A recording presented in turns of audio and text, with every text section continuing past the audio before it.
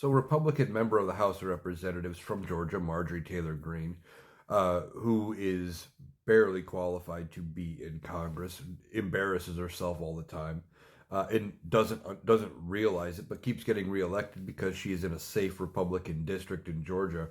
Where as long as you have an R by your name, it doesn't matter what you do, and it doesn't matter how qualified your opponent is, you're probably getting reelected.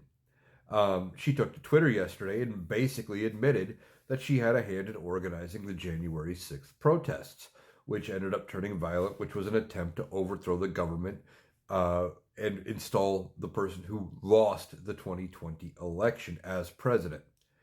Now, what am I talking about? Well, she took to Twitter and said basically that she was proud to have voted for Donald Trump in 2016 and 2020 and 2024, and she voted for Trump, not Musk, and that she had a role in organizing the protest on January 6th, 2021.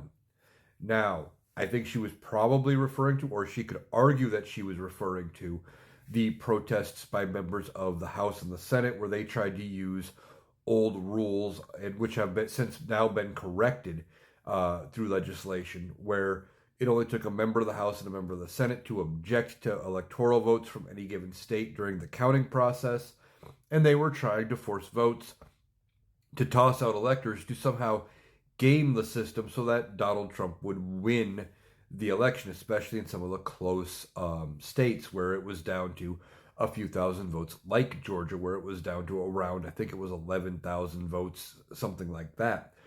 I think that's what she was talking about. But because she said she had a hand in organizing the January 6th protest, it could be viewed that she had something to do with organizing the January 6th mob attack and insurrection that was involved. Now, we'd always thought that maybe there were sitting members of Congress that were involved. We assumed Merrick Garland and the DOJ was going to come out at some point with indictments of sitting members of Congress, but we found out they really weren't looking into it, not nearly where they should have been, and it all kind of got dropped, especially now with Donald Trump being in charge of the DOJ again. Nothing's going to happen until at least the 2029 administration, whoever is in charge then.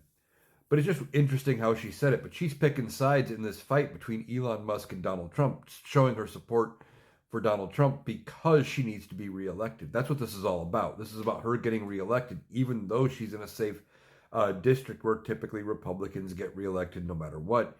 If you break from Donald Trump and the MAGA crowd, you ruin the chances of you getting reelected. So she's trying to protect her own power and trying to shore up her support for Donald Trump. It's just interesting what she's saying. We will see what else comes up out as people are doing and trying to pick sides and go from there. I think she's only going to be the first of many that are going to come out and make some admissions they don't necessarily intend to make. And we're going to see where this all falls. The fallout from the fight between Musk and Trump could have a lot of unintended people falling victim to it.